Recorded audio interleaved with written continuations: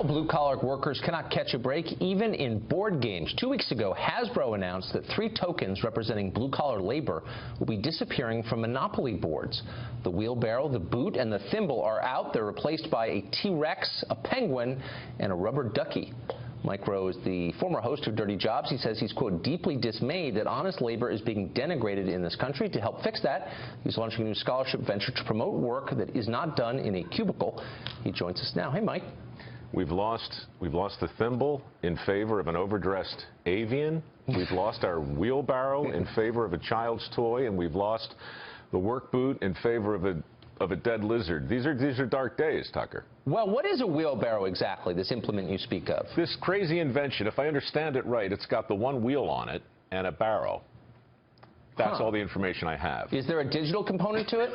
Yes, but it costs extra. But it's available for 3 easy payments, and you can have yours in various component parts in 2 weeks. The wheelbarrow app, I recognize that. It's made in China.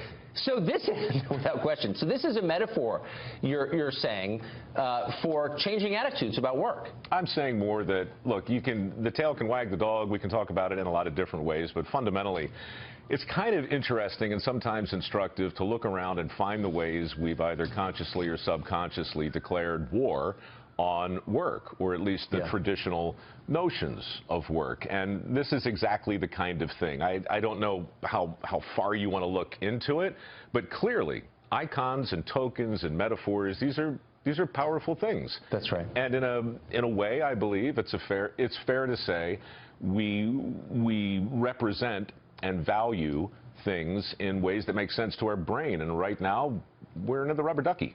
Yeah, a country that taxes work at twice the rate of investing is not encouraging work. So you've got these scholarships, the work ethic scholarships, and I was reading the application. This cracked me up. Here's part of it. You say you're asking applicants to sign a solemn oath not to become a lazy, self-entitled drone who blames others for their troubles and expects to be taken care of. Fair warning, not everyone's going to want to sign this. Is that a barrier to people? Now, that is a loose translation of the sweat pledge, which stands for skills and work ethic are not taboo.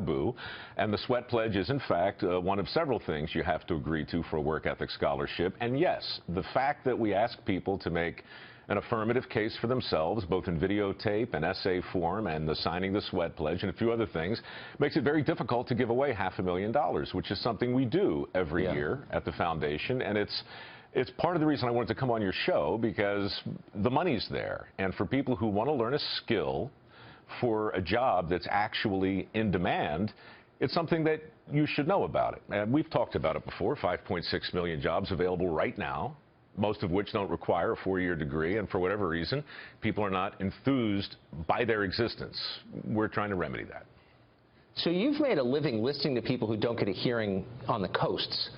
And it always raises in me, like, the question of, like, what do we know about the rest of the country if you live on the coast? There was this massive fire in the middle. Thousands of square miles of land in Kansas and Oklahoma went up in flames. I didn't see that covered really anywhere. Did you? I didn't either, except on my Facebook page, where about 20,000 people asked me to please post about it. These are farmers in Texas and in Oklahoma and in parts of Colorado and Kansas that have literally spent most of last week shooting their cattle. Cattle that have been maimed in these terrible fires. It's literally the Katrina of the high plains. And I learned about it from ranchers on my Facebook page, coincidentally on National Agriculture Day. And I posted about it. I just posted an old, Paul Harvey used to do a show, as you know, the rest of the story, but he also had a short essay called God Made a Farmer. And I just posted that on the page with a couple paragraphs saying, look, these people, their backs are against the wall right now, and I don't think the country gets it. And that thing was shared 175,000 times.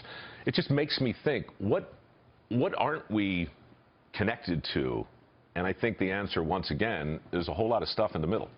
Yeah, like a lot of people dying of opioid ODs, and we're not paying any attention at all. You've got a podcast. Is it up already? Where can we find it? So what is it? It's called The Way I Heard It, and I spent most of last year just seeing if anybody cared about short stories written in that Paul Harvey kind of mystery way, and 50 million people have apparently downloaded or viewed the thing. So important people have called and said you should do more. So we're doing more at micro.com/podcast, I guess. God, I just shamelessly plugged that right on your show, dude. I'm sorry. We're putting it on our Facebook page, but just answer the mystery now. Do you go up at the end an octave, as Paul Harvey did? Good day. I do not. I go down an octave because I'm my own man, Tucker. Good day. Right into the bass. That's like Bowser. That's fantastic. Thank you. Micro, thank you. Thank you for all this. It's great to see you. Anytime. Good to see you again.